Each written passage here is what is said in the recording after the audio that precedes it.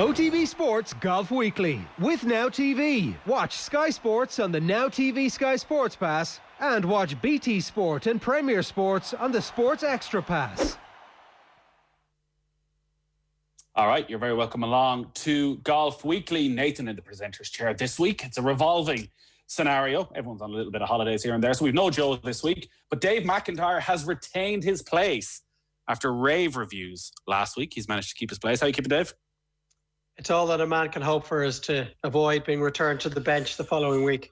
Of course, he wasn't the only one to receive rave reviews on last week's show. We had a new addition to Golf Weekly, somebody who really knows what he's talking about, a real expert on the game. Gary Murphy was with us last week, and you guys were loving him. Absolutely loving him. He's not here this week, though. Fit for Golf said, most recent episode was my favourite in a long time. Well, screw you, Fit for Golf. He did say Ian and Gary Murphy are welcome additions. So I'm not sure who Ian is. Unfortunately, he's calling you Ian there, Dave. A lot of people enjoy Gary Murphy. Lads, great pod again. Gary Murphy was excellent. His line quality was terrible, though. Please fix for next time. Dave Tyrrell said, Gary Murphy, great addition to the pod this week. Gav Lyons, best pod in a long time. More Gary Murphy, please. Peter Lawrie's with us this week. Shocking, isn't it? Hello, Nathan. How are you? They just take us for granted. Absolutely, yeah. It's just fresh. It's new. Peter, look, we'll get Gary and Peter on together someday. Just leave the two of us on, and yourself and Joe go on holidays, and we'll bring in Dave for the odd bit. I should point out, for the first time in a long time, and this is going to be the way going forward, we are live right now. We're going live to the nation. We're live on all our streaming channels, so you can watch us on offtheball.com/YouTube or catch us on Periscope, or you can leave us some live comments as well if you want on Twitter or YouTube, and we'll try and get to them between now and the end of the show. We'll always be starting around 1:30, 2 o'clock. We will start telling you exactly when that is. What that does mean, Peter, the old libel laws. I have the lawyer just outside, and he's just going to bang the door if I say something any incriminating to anybody. If Peter's line just suddenly drops, we know what's happened. He said something outrageous. As always, Golf Weekly brought to you in association with Now TV. Watch Sky Sports on the Now TV Sky Sports Pass, and watch BT Sport and Premier Sports on the Sports Extra Pass. So, you spoke a lot last week, Dave, about the PGA and about Colin Morikawa's win. Peter, we are still, the nation awaits your thoughts, because my most recent memory of you talking about Morikawa was after his last victory, his victory at the Workday, where he beat Justin Thomas in the playoff, and you thought, yeah, this guy's good. He's good. I don't know if he's going to get to full-on greatness. He'll win tournaments. He's probably a top 10 player. Yet now, we're looking at a guy who may well dominate for the next decade. Yeah, look, we all get it wrong sometimes. You get it wrong all the time, seems to be the problem. Well, look, if you keep on inviting me back, I'm going to get it wrong most of the time. But there you go.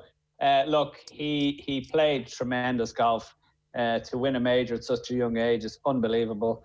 And yeah, look, he's going to be a force to be reckoned with. But you also said that about Jordan Spieth, and poor Jordan now is somewhere down the rankings and struggling badly. So we just can't tell whether. Can you compare the two? Because it does seem as though their games are quite different. Like, you would often say that Spieth's game ultimately revolved around this outrageous putting streak that was always going to end at some stage, whereas Morikawa is just so solid in every part of his game. No, I was comparing them to be coming onto the scene and being so successful so early. Right. That's what I was comparing them. No, they're two totally different golf games. I would say Morikawa would love to have Spieth's putting stroke, while Spieth would love to have Morikawa's long game. Peter, last week I asked Joe and Gary whether or not they'd go over or under 5 majors for Morikawa. Both went over. What? Yeah.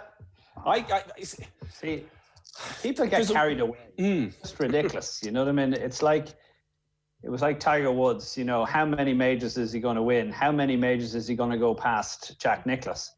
And that didn't happen as of yet, as they say. But no, look, it's so difficult to win a golf tournament now. Look at our best player, Rory McIlroy. Hasn't won one in how many years? 6. So, I can't see how he's going to get to that major tally so quickly. It's always a strange and difficult conversation about how many majors players are going to win, because Morikawa is 23. He could still be contending for a major in 20 years when we're long gone with our golf podcast and nobody will ever remember what we've said. But I'm shocked that they would both go with over 5. Even when we're talking about Rory and what he might ultimately get to, people go, 7 or 8. As if winning another 3 or 4 is an easy thing. He's probably been the best player of the post-Tiger generation, McIlroy. He's still only won 4 of them. Yeah. Oh, I know. It's a serious ask for anybody to get to 5. It's such a small elite club of those who've won 5 majors plus. I think a lot of it was based on A, the fact that he's so young. B, there doesn't seem to be a weakness in his game apart from what we thought was a slight vulnerability over short putts when the pressure really increased. And we saw that in Muirfield a few weeks ago, but he obviously bounced back brilliantly from that. And it was because of all the majors that he would potentially win disappeared. It might be the most difficult because it was on what we thought was a bomber's paradise, a long golf course with thick rough. And he overpowered that golf course on the Sunday in particular. And that conceivably winning at Augusta or winning at an Open where conditions are reasonably tough should be easier than what he managed to achieve last weekend. So I think you throw all those factors together, that might encourage some people to get a little carried away and look above 5. A lot of people found that the most refreshing aspect of it, Peter, that this, when you looked at the rest of the leaderboard, by and large was a bomber's paradise. Yet here's this guy who hits fairways and greens, who was able to compete.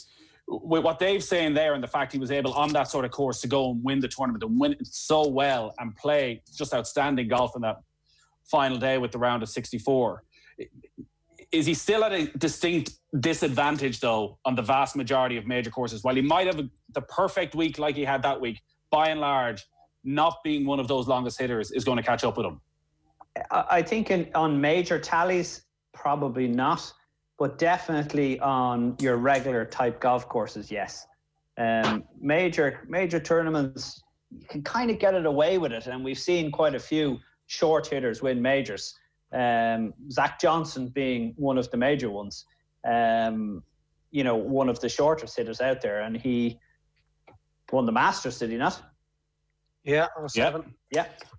Laid up to every hole. Exactly. So that was a unique Masters weekend, though, in fairness, Peter. It was horrendous weather. Greens are rock hard. They haven't had weather in, as far as I can remember, before or since in the time I've been watching the Masters. So, yeah, I take it. Zach Johnson, obviously, incredibly short off the tee and did win, but that's absolutely an outlier. I don't think Morikawa was in a similar bracket. He's about 35 yards longer off the tee for a start.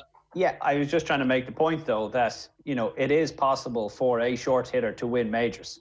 While not too many short hitters win it on bombers' paradises on regular tour events.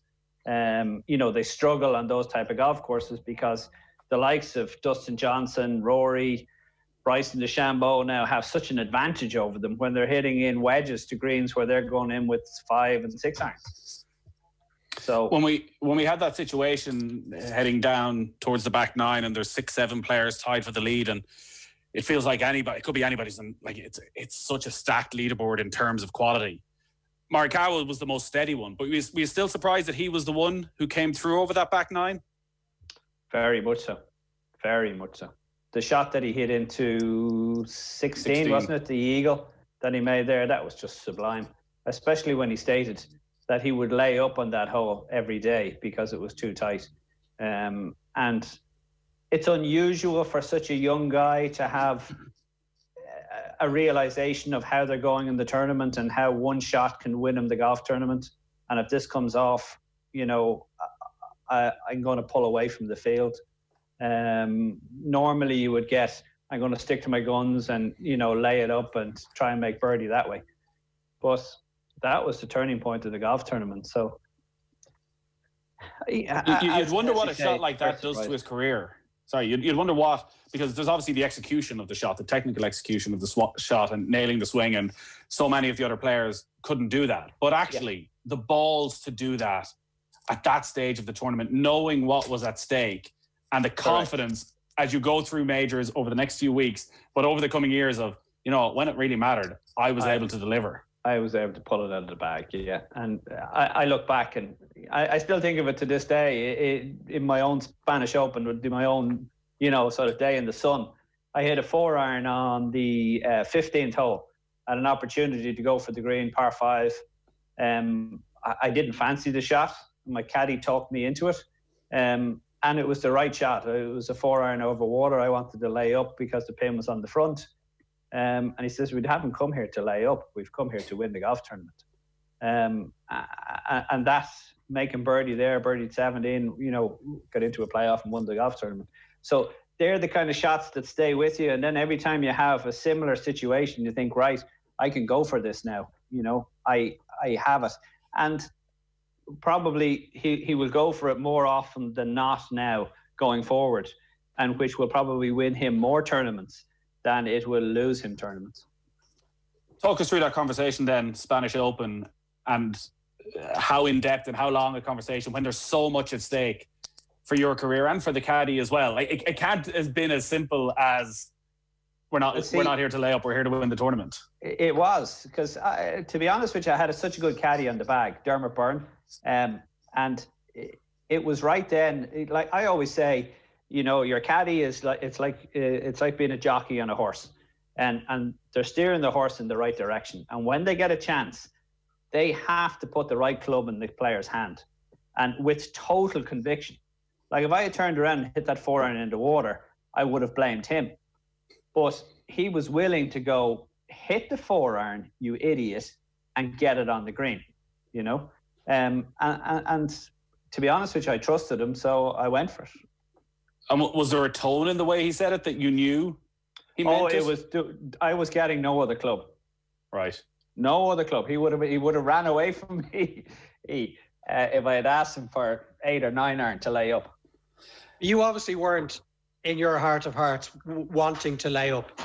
Otherwise, you would have done. You just needed a little bit of coaxing, I suspect. Correct. And he said the right thing at the right time. You really did want to hit the 4-iron. Otherwise, you wouldn't have been able to commit to it in the way that you did.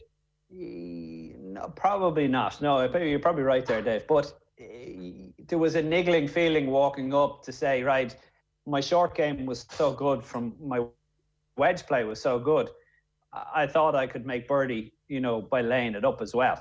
But it was a chance to make eagle probably, and move yourself away. A bit like Morikawa, making eagle on 16. He just leapfrogged everybody. Did you need that? Because this is, again, you're going for a European Tour win.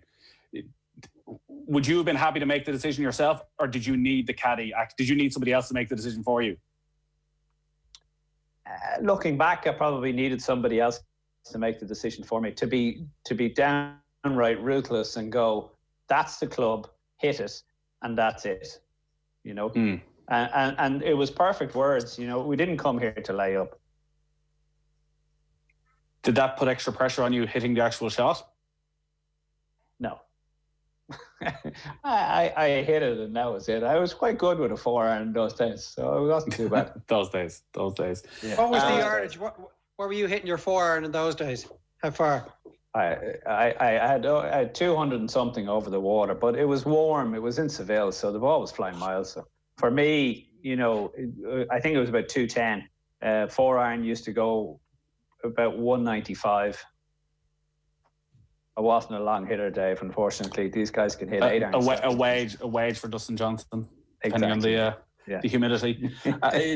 Before we leave the PGA, and even there's still some fallout from it. In Brooks Koepka was talking to Damon Lynch about some of his comments, and we get on to Koepka. Maybe leave him out of it. Of the players that were in contention, then who are the ones that left the regrets? Who are the ones that you were disappointed with in the Sunday? That's DJ. It's hard to tell. DJ is he's one of these players. Does he ever, tell me a tournament that he hasn't somewhat messed up, apart from the one that he robbed from Shane Lowry, and that one, every time he seems to get it into a position, he finds a way to back his way out of it. Especially majors. Normal tournaments, he seems to be able to go and blitz the field and blitz a Sunday. But in a major, he seems to be able to fall backwards.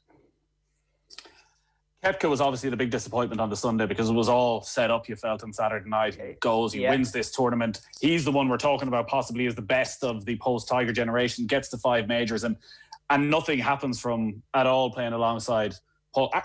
Actually, just Paul Casey. I don't know if you spoke much about Paul Casey. What did you make of Casey's post-round interview? Yeah, asking me. Either of I you. didn't see it. I don't know. I think Paul Casey's inherently a nice guy, but I have always felt that he lacked something when it came to what it took to win a major championship. And he probably should have been devastated that he lost that championship, because he's in his 40s now. The chances are, I'd say he can probably count on one hand the opportunities he may get in the next 5 years before his game starts to desert him and he may start looking towards the seniors tour, because that's going to come down the track very quickly. I know that I've seen interviews with him in the past, in maybe 10 years, where he's very pleased that he's playing good golf, because we forget this is a guy whose career was pretty much done and he had fallen way down the rankings and he was wandering around in the wilderness and had injuries. And it never looked like he'd get back. So you can appreciate that he's probably happy to be contending, but I would have thought he would be a little more disappointed not to have got the job done. Now, it may be a bit easier, Nathan, in that he knew that he didn't lose the tournament. Morikawa went out and took it from him. Of all the guys that played to their best on the Sunday and really tried to chase down the leader, it was Casey. So that might have been in his thinking as well. He didn't miss a putt or hit a poor shot in the last 3 holes. It was taken off him by spectacular golf. Yeah, I guess, look, golf, a game of honour, a game of class, and he showed all of that, but it was almost too accepting. And you think back to 2010 and the Open at St Andrews when he played with Louis Westhuizen, and he almost made it a stroll in the park for Westhuizen. He was so chilled out. There was no, this is the final round of an Open Championship. I'm not going to talk to you for the 18 holes. And again, even 10 years on, as you say, when it probably is one of his final chances, come on, Jesus, you need to be a bit of a bastard sometimes. Well, yeah, but maybe it's not just him. Yeah, it's hard to be a bastard when, like, the guy that's won is this up-and-coming kid who is probably going to be around for a long time, and sometimes you just have to accept that the guy played better golf than you on the day, despite how well Casey played. The other aspect of 2010, I mean, he walked on the first tee at St Andrews knowing there was absolutely no chance he was going to win that tournament. I mean, was he 7 back from Westhuizen? Nah, he was only, I think was he not only 4 back going into the final round and ended up finishing about 8 back? I thought it was more than that. Now, he didn't play that well, but I don't think the Paul Casey of 2010 really thought that he was going to win that day.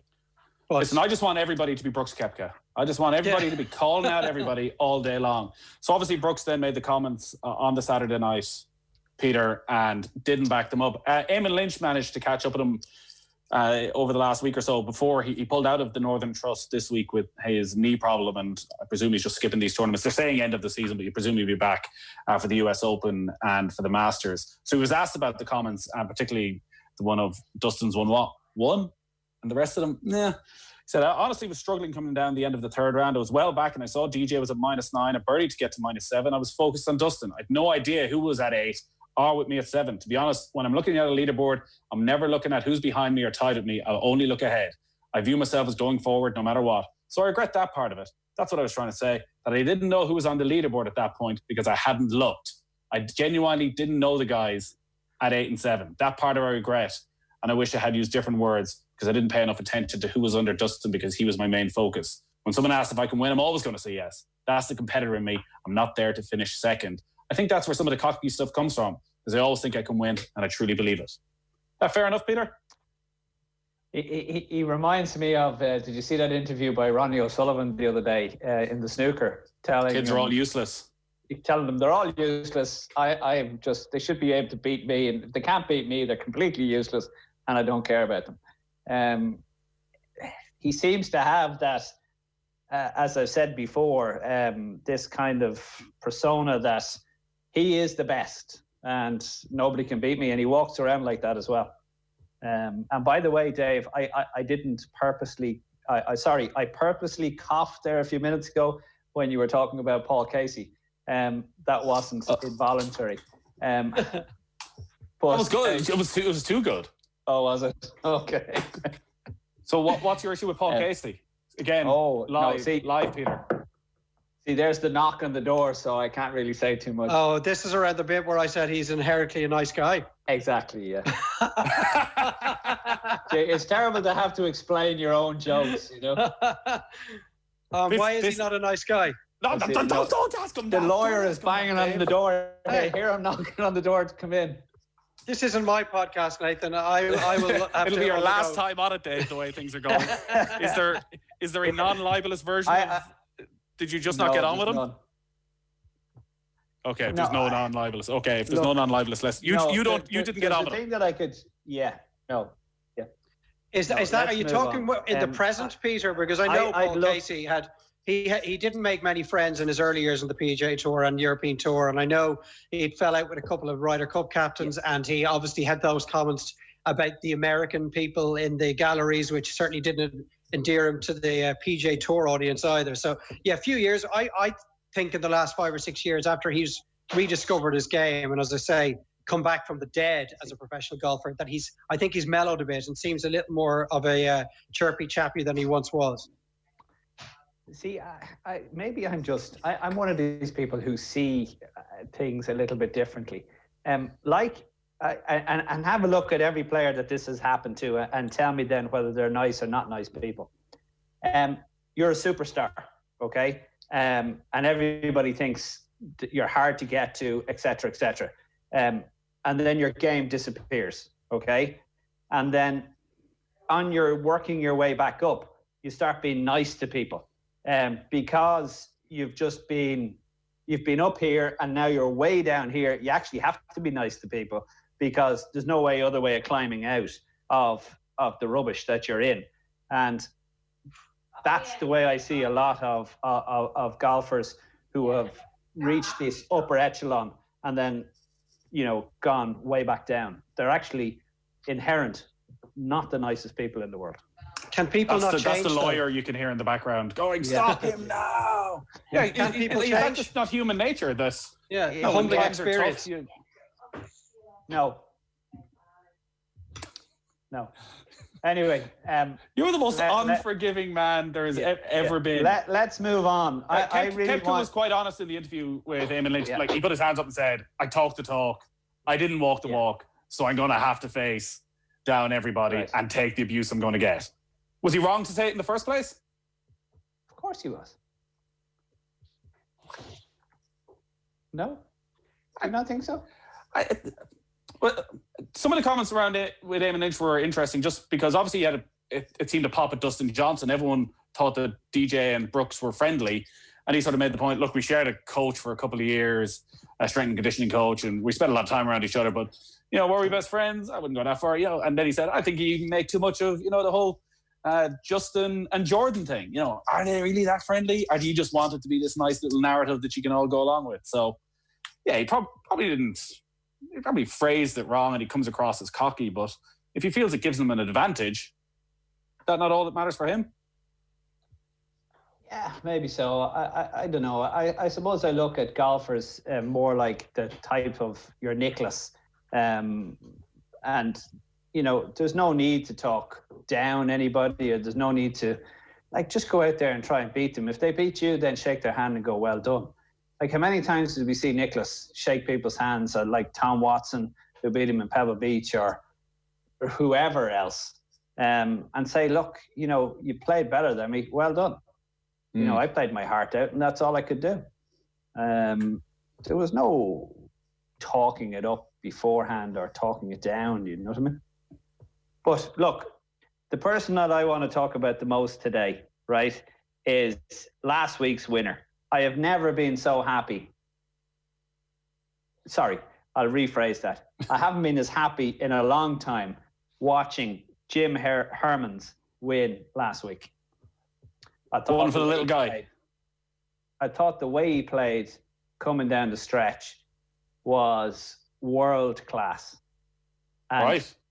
My take on this, and I'd love to hear everybody else's take, is how can a guy miss so many cuts and be outside the 200th in the FedEx and produce golf like that coming down the stretch? Like, he didn't miss a shot. So my thing is, his swing is not spectacular. His persona is very much the underdog. So how does it happen that a guy can produce this and the likes of Tony Brooks, Finau, Rory. Well, it's three wins else. now for Jim Herman. Yeah, he knows how to win. He's a killer. He's the American Michael Hoey. When he gets into position, he wins because he knows how to get it done, but he's just not consistent enough to rack up the top 10s required to be in the top 25, 30 on the FedEx Cup rankings season in, season out. Right, but how does he do it? What switch is on? This is what I'd love to get. Of all people, I'd love to get an opinion on this is Harrington, right? Is what turns on Jim Herman's mind, body, whatever else to produce golf like this coming down the stretch. Let's go to the amateur golfers who are listening, right? And even we were having a chat there beforehand, Dave, yourself. What turns your own mind to make you win a captain's prize or to shoot the lowest gross, and then all of a sudden the next day it's gone? And you could wait. But can you compare the two? Another year for it to come back again. Can you compare the two, the amateur and the professional? Because the amateur, you can have a certain element of everything just clicks on the day, but the professional, he's obviously at an incredibly high, consistent standard. Anyways, but he's not though. Well, he's on the PGA Tour. He's in and around the PGA Tour. So yeah, but he's not. Okay, he's won 3 times, but yes, and given him an opportunity to win, he's won. But you've just told me about Michael Hoey there, right? Let's talk. But that's why I wonder when you talk about Harrington. So Harrington, listen, if he comes on and he was to talk about Jim Herman's mindset, I'm sure it would be fascinating and he'd have all sorts of theories. Yeah. But actually, Harrington contended at his peak all the time. You know, there was a brilliant consistency to him. Whereas Michael Hoey's record is I think a decent comparison, because there was certainly a period where every single one of Michael Hoey's top 10s on tour was a victory. Yeah. So there were there was no runner-up finishes, no. Backdoor into an 8th place finish. Everything was a win, and the rest of it was just so-so. So, Michael Hoey. I do. What was his mindset that suddenly, when it came to being in contention, he could get the job done, but week in, week out, didn't look like a top quality player. Yeah, and Brooks Koepka seems to be the same. When a major comes on, he seems to be able to go bang, different class. You know, we were talking about him having a mini slump there a couple of weeks ago, and then all of a sudden in the PGA, he produces golf that hasn't been there for quite some time. So I'd love to tease that out and figure out where does it come from, because it has to be, and we go back to, and I bring it back to Rory McIlroy, it has to be mental. Can only be mental. It can't be something that just clicks in your swing. So is Jim Herman mentally strong or mentally weak? Mentally strong that when he gets in contention that he can go and win, or is there something mentally weak in his game that he can't do it all the time? It has to be both. And this is the crazy thing. Like, to hit the shots that he did, and I watched quite a bit of it, to hit the shots that he did into 15, 16, 17, and 18, 4 shots in a row, 18 being the toughest hole on the golf course, and never looked like winning the tournament until it was all over pretty much. Dave, we're looking to you for answers. Somebody who just turns it on out of nowhere. Well, as you know, Nathan, from playing with me, mental strength is not one of my strengths. I go through all that in the space of 1 hole. But I'm not sure. I think Peter's probably right. It is both. He doesn't have the mental durability to be able to grind and put himself into contention for a tidy finish at the weekend when it's not going that well for him. And that's why he misses so many cuts. It's why he's had to come from nowhere to make it into the FedEx Cup playoffs. But there's something within him that can stand the pressure when it's at its greatest. And when he knows everybody is looking on him, when he knows all the cameras are on him, when he's in contention, when you are in and around the cut line on a Friday afternoon, there's nobody watching you. You're just going about your business, and particularly nowadays when there's no fans anyway. And maybe he doesn't respond to that. Maybe the stakes have to be higher for him to be able to get the best out of himself. In that regard, he's mentally weak. In his ability to close it out when he's in contention, he's obviously incredibly strong in that aspect of his game. It's a real conundrum, but he seems to be able to come out the right side of it occasionally. And if he keeps doing this every so often, his exemptions will keep him on the PGA Tour. But does this happen in any other sport, do you think? Well, you always hear about big game players in football. Even Nathan, you were doing the Johnny Giles all-time best 11s there during lockdown, and when you guys were looking for content, and twice, I think, on two of his teams, his England 11 and his West Ham 11, he had Bobby Moore, and he never talked about Bobby Moore as being a consistently brilliant centre half, but that he played well in the really big games. And maybe that's something similar to where these golfers are, that when the really big moments they play well, the average mundane moments they struggle to motivate themselves. Yeah, he'd be worth, when all this quietens down over the next while and he has a bit of time, trying to get him on the show and actually ask him himself as to, like, maybe the run-of-the-mill, week in, week out, he just doesn't get up for it. He just doesn't know when he's going to be in the mood. So, we'll try and do that over the next little while. But you'll have to do it before he becomes a 4 or 5 time PGA Tour winner. You can just about get these guys on a Golf Weekly when they're 3 time. Hey, we had Tom Watson on. Screw you. Yeah, I mean, it was a great 11 and a half minutes of Tom Watson. Wow. Well, that wasn't our fault. That was Joe Malloy's internet. That was the problem there. So let's not go back over Tom Watson ground again. Rory's in the news. I think Gary Murphy, again, was very good last week and quite succinct in his analysis of Rory, that he's just not that good a wedge player, and that is holding him back massively. We spent a lot of time on the deep psychological discussions about where he is, and I know McIlroy sort of jokingly, but then the quote was taken out of context of maybe I'm just not as good as I was. He wasn't a factor at all that weekend, unfortunately, and unfortunately as well, that wasn't much of a surprise to anybody. No, I think you're right there. What could you say about Rory and Murphy? Look, I've said it in the past about Rory, and I firmly believe it. If he went down the Dustin Johnson route of wedge play, he'd probably win more golf tournaments. And we're speaking to a guy who is working on his wedge play, but is just probably not finding the success of it. Like, he does hit 1 or 2 in close, but there at the Memorial, wasn't it? He missed so many greens with wedges in his hands. I remember Fionn putting out some stats there of how many greens he missed with, from 120 yards, which is shocking for a tour player.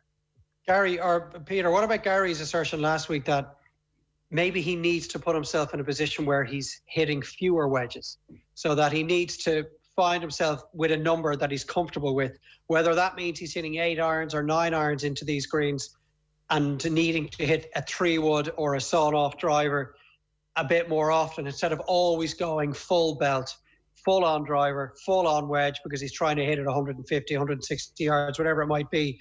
Gary was saying that if you are not that good a wedge player, and this is not a recent phenomenon, and it's certainly not a recent discussion. We've been talking about Rory's wedges for 5 or 6 years now, that maybe he just needs to dial it back and avoid hitting that many wedges, because he's one of the longest hitters in the history of the game. His driver and pitching wedge are going to be the 2 clubs he utilizes most often, or his gap wedges. So maybe he needs to put himself in a position where he hits them a little more seldom. But he's taking out one of his strongest skills is the driver, if that's the case. But his strongest skill is exposing his biggest weakness. Yeah, and then working, like, you look at Norman, right? Greg Norman.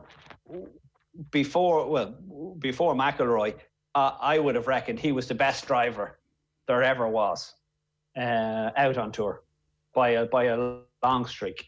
He hit it the furthest, he hit it the straightest. And then we look at, McIlroy came along and to his ease hit so many fairways straight down the middle, over 300 yards. But hitting a wedge, there's no great how would you put it? There's not huge technique to it. It's all about feel. And I think probably a quick session or definitely if he went in and had a session with remember the kicking coach that Paul Carrington used? Dave Allred. Yeah, and Dave, who else used him? Johnny Wilkinson. No, but quite a few. Luke Donald. Luke Donald used him, yeah. Yeah, after that, and even more after that. Francesco Molinari. That's the person I was trying to think of there. Something like that, I think, would work better for Rory than scaling back his driver. He needs to put himself into that commanding position, the dominating position, and I think working with Dave would help dramatically. Maybe he just isn't as good as he used to be. He's not contending at all in majors. Like, I can't recall a major that he's coughed up. Yeah, that's the one thing when you think about the conversation of where will he end up and will he get to 7 or 8. It's not as if over the last 5-6 years there's a load of near misses, a load of Saturday nights where he's right. Maybe the Masters, the one with Patrick Reed, where off the second tee or on the second green he makes a mess of it and it sort of falls apart. But like, this isn't a consistent run of disappointments. It's just backdoor top tens are fading out. But this is my point about Jim Herman, is if he can do it when the chips are down, then why can't Rory do it when the chips are down? So, and Rory has a better swing, better technique, better being there before, being at the height of competition. Why can't Rory do it? So it has to be, and can only be, mental. So us talking about his wedge play or his driving and whatever else, even if it's putting, I personally think if he gets himself, and there is suggestion there that is there problems off the course, is his mind completely on it, and that would have a huge effect mentally on your own game. So I firmly believe let's move away from his wedges, let's move away from his putting, let's move away from all that, because I don't think it's technique. I think it's actual structure of his head and structure of his thought process while he's playing golf. And unfortunately, I think he's caught between the two. We've all said you either have to be incredibly intelligent to play golf or incredibly stupid. I don't think Rory is either or either. And he needs to get his mind more focused on what he's trying to do. Luckily for you, Peter, you're not going to see him anytime soon, it seems, because he is not coming to the Irish Open. No. So it looks as though there is going to be an Irish Open. If anyone missed it, the Dubai Duty Free Irish Open is going to take place at Galgorm Castle in Northern Ireland. It's going to be on the final full week in September 24th to 27th. Obviously, it was meant to take place in Mount Juliet back in May, but was postponed due to COVID-19. Not an Irish Open like we've seen in recent years, a rejuvenated Irish Open. It's no longer part of the Rolex Series. The prize fund, 1.25 million. It's going to be a bit of a part of a UK swing again with the Scottish Open and the BMW PGA Championship at Wentworth. So Rory basically said, look, I don't see myself travelling anywhere outside of America for the foreseeable future. And while it's an Irish Open in name, there's not going to be any fans. There's no 7 million prize fund. It's just, it feels another golf course. The reason it's in Northern Ireland is that players currently who are travelling from America don't have to quarantine for 14 days. And I think one of the main reasons is that Galgorm Castle is that they have the facilities that they can host it all on site. So all the players can stay at the course as well. John Rahm, it seems, defending champion, he's probably not going to travel. Shane Lowry's indicated he probably will.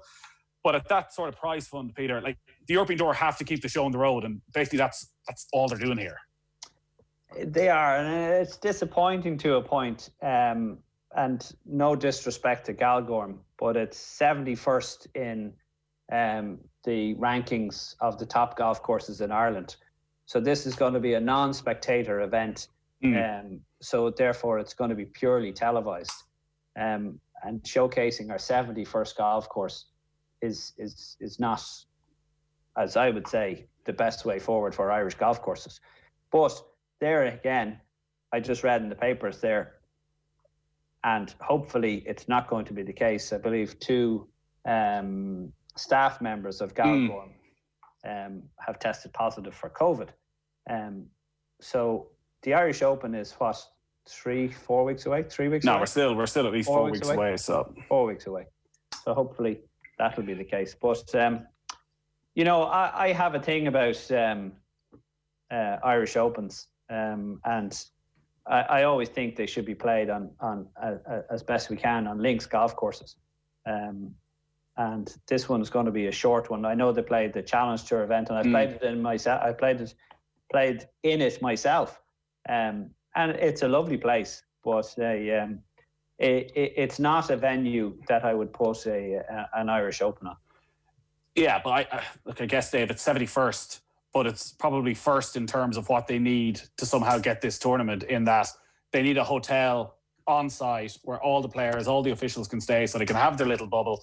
They obviously want to have it in Northern Ireland so they can somehow get some players back from America to get some sort of quality into the field, and hopefully they come and stay for this swing with Scotland and with the PGA Championship as well. It's not ideal, but it's better than nothing. I mean, what can you do? Only shrug your shoulders. As you said, the European Tour on a very tight budget now. There are certain boxes that need to be ticked when you're staging a tournament this year that you never would have had to tick before. There probably isn't a links golf course in Northern Ireland that has the facilities required to be able to get this done safely, to set up the bubble that's required to get the players over and out of there safely after the tournament.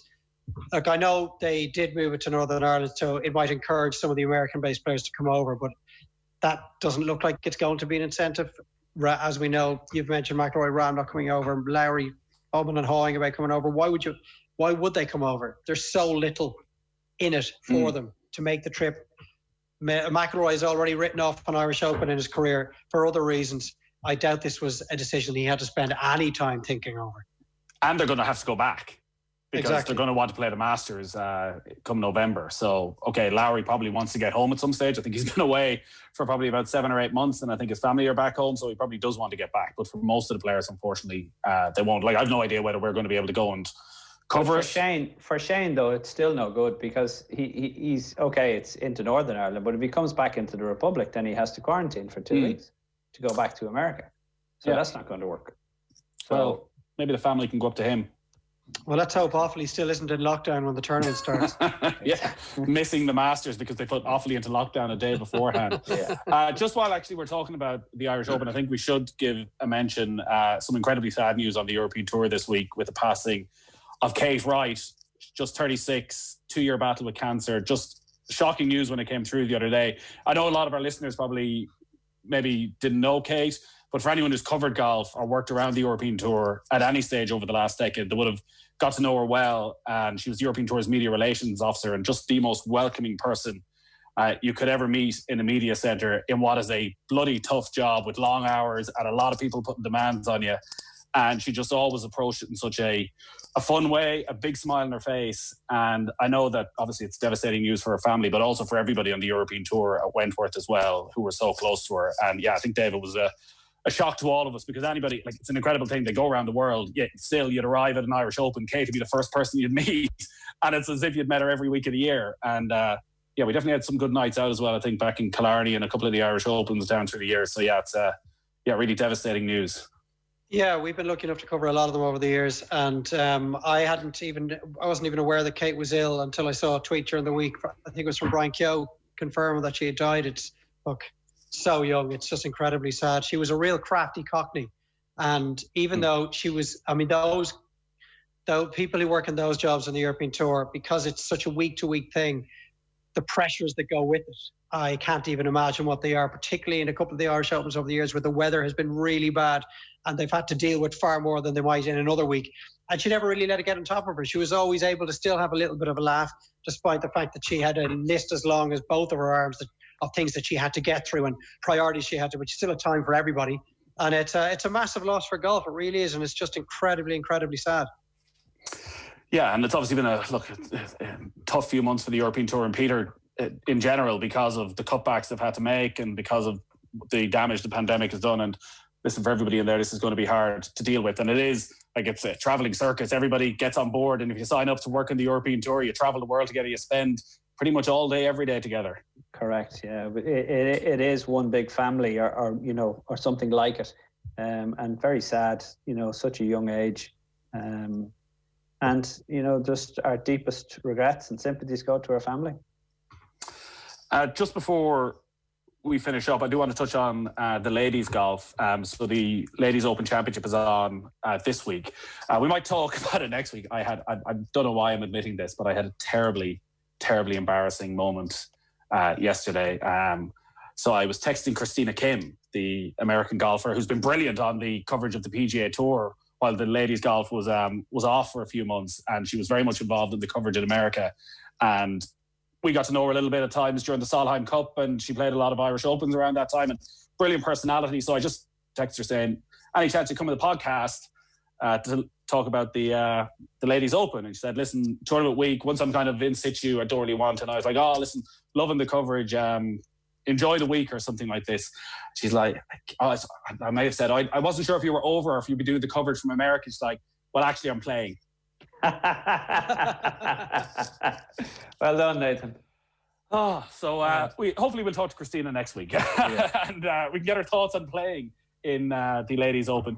I was watching it on Sunday afternoon, the Scottish Open, the Ladies Scottish Open. Stacey Lewis won it in the end, and so ladies golf obviously struggles for exposure at times, but when you do find it getting the exposure, and it does get that prime time slot on Sky, whether it's Sunday afternoon or Sunday night, it's generally brilliant to watch. It's probably far more relatable in many ways in how they're hitting the ball than the men's game, which is just at a ridiculous level. But also there's generally a lot of drama and a lot of little bite and niggle throughout it. And that was the case again. I ended up with a 4-person playoff, and some of the quality of golf was, because the conditions were so difficult, some atrocious shots and some ridiculously good shots. But dear God, it went on forever. It was so bloody slow. To the extent it took the final group 5 hours and 13 minutes for the final threesome to play their final round. Shocking. Absolutely so Stacey Lewis had sort of spoken about this in the Saturday. She played with Atahara Munoz and Jennifer Song for both Saturday and the final round, and said on Saturday night, look, the pace of play is dreadfully slow, doesn't play into my favour. People I'm playing with are pretty slow. So she called them out. Seen people say, look, it's probably more difficult to hide the pace of play now as well when there's less cameras, less people allowed in. So you're seeing a little bit more of the standing around. Christina Kim was actually tweeting saying, not playing fast enough, not gathering your information before you get to the ball, not giving a shit about the game enough to do your part, not respecting your playing partners. Pretty simple. This is one of the biggest difficulties that ladies golf finishes. Golf in general has a problem with slow play, but in particular, ladies golf has just lost the run of itself completely. Well, it was a ridiculous situation that Stacey Lewis found herself having to sing songs to herself to pass the time. So that she would be standing on the right side of the fairway, waiting for her playing partner to finally get herself in gear and get her shot hit. And in the meantime, she was singing songs to herself because it was the only way she could find to distract herself mentally. I mean, what can you say about it, Nathan? It's not necessarily about the players, it's about enforcement.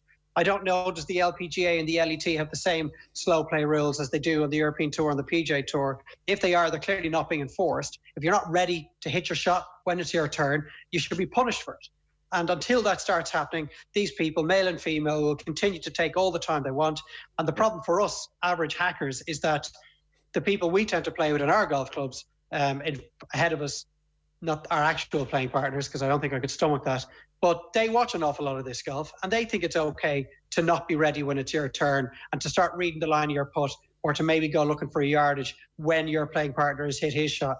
It just feeds and drips its dirty way down through the game from the very top to the very bottom. And until these players have been called out more by their fellow pros and are being hammered by the officials, it's never, ever going to change. You're dead right. And I think the problem is they don't have enough officials there. But, you know, there's no excuse. The last group, of course, there should be an official walking with the group and timing each person, you know. So there's no excuse for it, really. Stacey Lewis was quite fortunate that she played with the same two both days, because having experienced it on Saturday, as Dave said, she sort of got herself mentally into a mindset of, I can't be distracted by this, so I'm just going to occupy my own mind and not get pissed off and not get annoyed and not be bitching to my caddy about it. I'm actually just going to concentrate on myself. And she just about did it. But like particularly the last 3 or 4 holes, there was a few times where rules officials had to get involved around drops and lies and things like that. But there was no sense of ready golf at all. No. So they'd have a 4 or 5 minute stoppage for a rules official. Player would hit their shot, then it would come to a player in the middle of the fairway, and still it's another 2.5, 3 minutes before they hit their shot. Like, what are you doing? Yeah. And then overall, the TV Peter, what's your feeling on the old traditions of golf just been thrown out the window, and ready golf being the mantra by which every golfer, no matter how high a standard they play to, should follow? I no longer abide by whose honour it is. If I'm first to the tee box, I'm hitting first. I don't care whether someone's holed out from the fairway and just made eagle in the previous hole. If a guy is on the edge of the green and I'm 6 feet from the pin, and he has to go back to his bag to maybe clean the wedge that he's just used, and maybe wants to wipe his use his towel and then go take the putter cover off his putter, I'm hitting my putt. I'm not waiting for him because he's further from the hole than I am. All of those age-old traditions are useless now, because people don't have 5 hours to play golf. Go and hit your ball. Just don't stand on the person's line or stand ahead of them when they're trying to play. But otherwise, just take your shot if you're ready, and to hell with the other fellas. Does that not? No, I don't agree with you. I don't like this ready golf idea at all.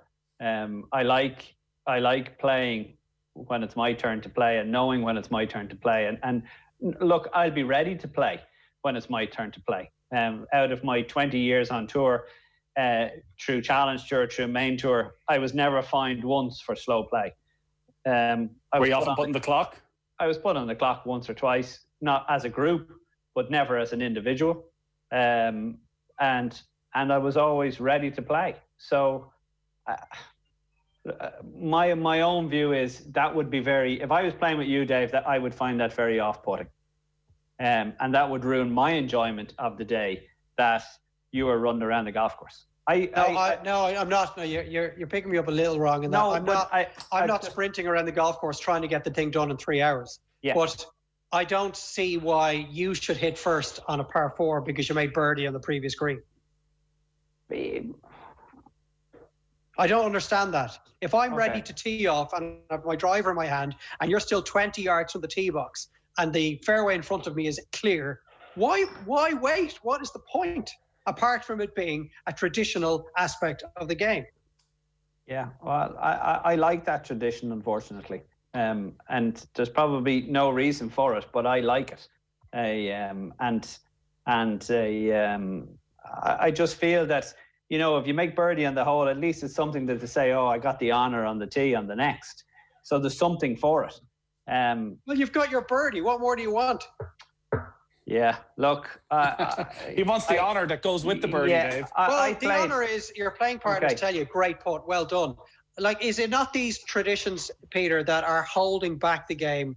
I know this is a tiny aspect of the game that we're talking about, and golf probably has bigger problems. But since we're on the subject, well, I wonder why we can't just dispense with these little things. And then you tell me, right? So I hit it on the green. You've hit it on the green. You got up to the green first. You've holed out your putt. Where are you going? Are you going to go walk to the next tee? No, you see, that's just poor golf etiquette. And that is something that I actually have been accused of doing in the past. You should not be heading over to the next tee box or going to your bag and pulling your phone out. If you hole out first, even though you were closer to the hole than your playing partner, have the decency to stand back and watch them hit their putt, and maybe, if necessary, make a comment on their putt afterwards. I would still believe in all that, yes. Right. Okay, because I played a few mini tours events years ago, and I actually called I had about a 4-foot putt, and he's on the tee box. He's on the next tee box, and I still have a 4-footer. And I'm going, where the hell are you? Actually, it was Asian Tour. It wasn't mini tours. It was in the Asian Tour event. And they had a habit of finishing out and running to the next tee. And they go like, what the hell are you doing? Well, maybe they see that as the honour of, there's no way Peter's going to miss this 4-footer. We trust him, so we'll just go and be ready. I called him back all the way. I made him come back to the edge of the green. I said, you stand there until I finish, and then we go to the next tee. Or is there the possibility that he knew he was a little bit slow with his warm-up routine and all that, and wanted to get himself set so that rather than standing on the tee, probably teeing off first and is there for 5 minutes prepping, no? No, totally wrong. But look, I agree with the pace of play, and I keep on saying it has to be speeded up. Yes, totally agree. But this ready golf, hitting it out of turn and stuff like that, I don't agree with. I think. But what about if there's three or four of you playing, and you're all in different, two are on the fairway, one's on the right hand side, and one's way over in the rough on the left, and you're all doing a little bit of a search, and then he sort of finds it, but his bag is left back here. Yeah, that's fine. Run back to the bag. The odd time, that's fine. At the odd time, that's fine. But it's not a case of let's run to the ball and hit it, and whoever gets there first hits it. There's no enjoyment in that. I know we're under time pressure. We're not saying that though. That's not what we're saying. Right.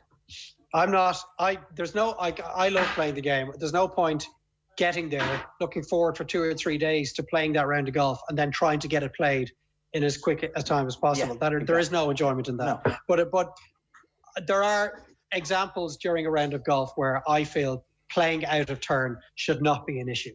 And it always warms my heart when I'm playing particularly with strangers. If you're playing with the regular guys, you know exactly how they feel on the game and the way they like to play. But if you're, say, in a competition, or there's a couple of guys that maybe hopped into the timesheet alongside you, I love when they say, "Let's go ready golf, lads." And I'm like, here we go. A man after my own heart. There'll be no hanging around tee boxes because he wants to mark his heart on the previous green. Yeah, okay. Let us know what you think. I'm sure there'll be lots of opinions from various people. You can get in touch on Twitter. It's the easiest way, at Golf Weekly OTB. We'll go through some of them next week. Gary Murphy never came out with this nonsense. He was just happy to go along with Dave. He said, "Dave, I totally agree with everything you say." And that's why people like him. That's why people like him. That's because he was trying to stay here. That's because he was trying to stay here, Nathan. And now you've benched him. What's he going to be like the next time? We got to wrap up, but there's a really good weekend of golf ahead. There is that Ladies Open Championships at Royal Troon Golf Course, and watching a bit of it this morning. Conditions are really, really tough. I think Katrina Matthew and Anna Nordquist were the only players under par at all in that tournament so far. And then there's the Northern Trust, where pretty much everybody except for Brooks Koepka is playing. So Rory's there, Tiger's there, and that will keep us going in the first of the playoffs. It's a strange scenario where lots of the headlines are Brooks Koepka's season is over. And you're like, well, no, he's just skipping these two tournaments, which traditionally are the end of the season, but actually he's presumably going to play the US Open and he's going to play the Masters. And while ordinarily, again, you would look forward to these tournaments as the majors are done and there's a bit of a build-up to the FedEx, it sort of feels like, they're just, again, part of the build-up to a major championship. But still, it's a quality field. There's a lot of money at stake. I'm sure they'll all be up for it. I'm sure it'll be great. So, we'll be back. We'll do all that next week. So we are going to try and do this live every week if Peter keeps the Paul Casey stories to himself as much as possible. Around 1:30, what we'll do is we'll start letting you know exactly when we're going to do it, and then you can get your comments in live. You can abuse Peter live on air, all the better on YouTube, which are usually very generous with their comments, Peter. You'll be glad to know, for all of us. I'm well used to it. All good then. Lads, thanks a million for joining us. Joel will be back next week. You'll be all glad to hear as well. We'll talk to you soon.